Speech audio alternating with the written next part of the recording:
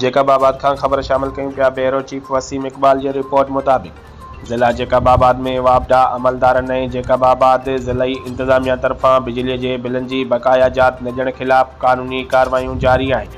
साबिक़ा XEN शफ़क़त Ali Lashari खे हटाइण जे सिलसिले में अवामी मीडिया प्रेस क्लब जे सहाफ़ियुनि खां सवाल पुछो त हिकु ईमानदार खे छो हटायो वियो आहे, जंहिं ते वापडा जा अमलदार बौखलाहट जो शिकार थी विया। वधीक असांजे आवाज़ सिंध न्यूज़ जे reporter bureau chief Waseem Iqbal सां ॻाल्हाईंदे छा चयो, अचो त ॾिसूं हिन वीडियो रिपोर्ट।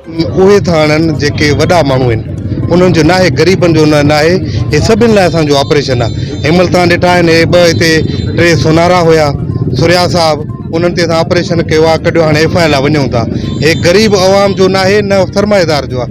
जेको डिफॉल्टर आहे, जेको बिल पंहिंजो बिजली वारे थो, बिल वठंदासीं, उन्हनि ते न बिलनि ते बक़ाइदा ते था वञूं था। 462O उहो असां जॾहिं हुनखे दांह ॾींदासीं तॾहिं उहो हे ॿ सेक्शन 462I 462J हिकिड़ो कमर्शियल आहे, हिकिड़ो घर आहे, उहो वैलिड आहे, उन थोरो FIR थी सघे थी।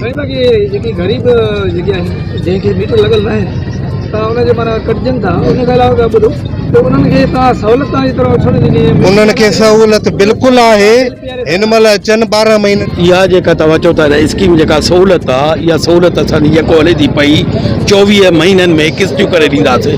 जेको बि मीटर हणाइणु अचे 150 रुपया पर मंथ आहे, 150 रुपया पर मंथ आहे। उहो 24 खां असांजी इहा स्कीम हर हंधि बैनर वग़ैरह बि लॻा पिया अथव सभु डिवीज़न में, त बाबा इहे किस्तुनि ते अची वठो। जंहिं वटि मीटर लॻल ई कोन्हे, ग़रीब जेको कोन उहे वठनि, सिधी ॻाल्हि आहे। हा, त उन्हनि खे तव्हां सहूलियत ॾियो त मीटर बग़ैर फ्री ऑफ कॉस्ट ॾियो, त जीअं उहो माना बिल अदा करे सघे सवले तरीक़े सां।